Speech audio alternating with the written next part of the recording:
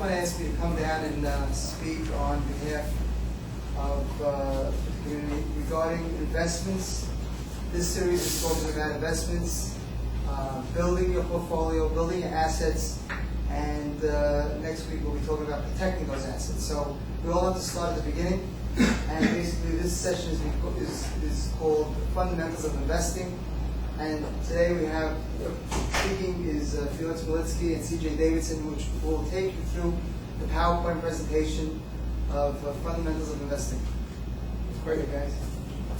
Thanks. How's everyone doing?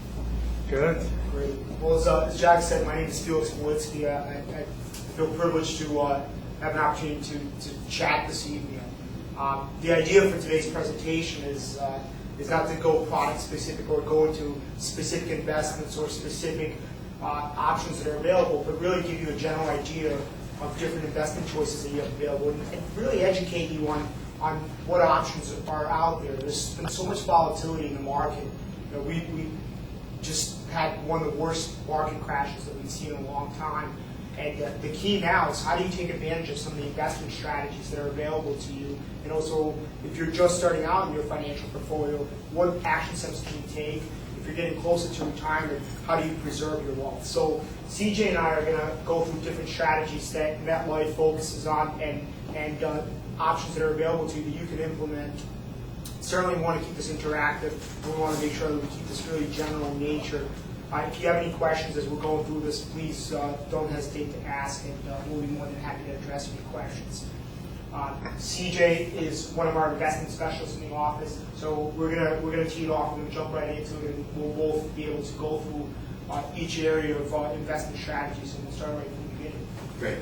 Thank you very much, Felix. So first of all, thank you for the opportunity to come in today. Three things to kind of think about. One, if I go too fast, kind of give me the slow down because I get a little excited about this stuff sometimes. Two, if I'm going too slow, kind of speed me up.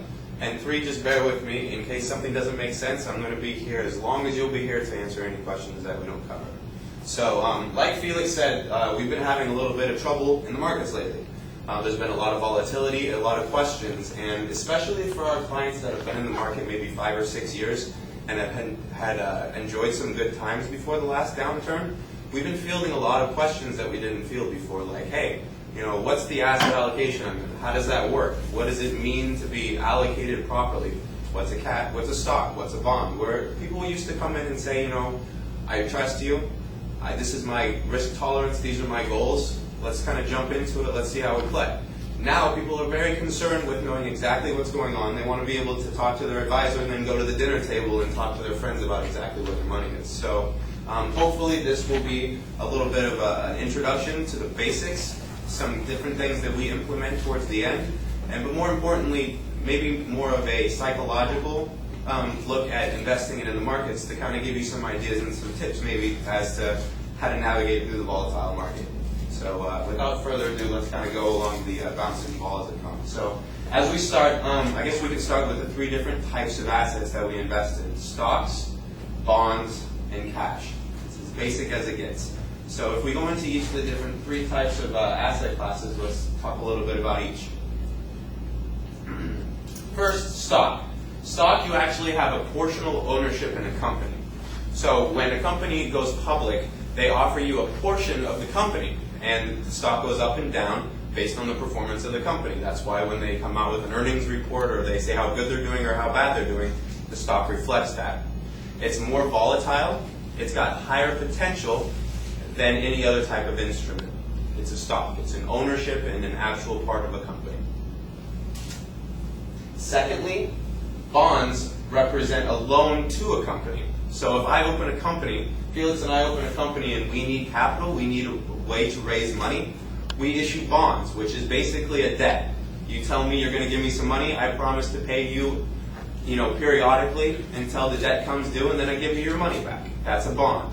It's less risky because it's backed by the company and the support of the company. You're the first people to get paid if something bad happens, and you're the first people to get paid when things get completed.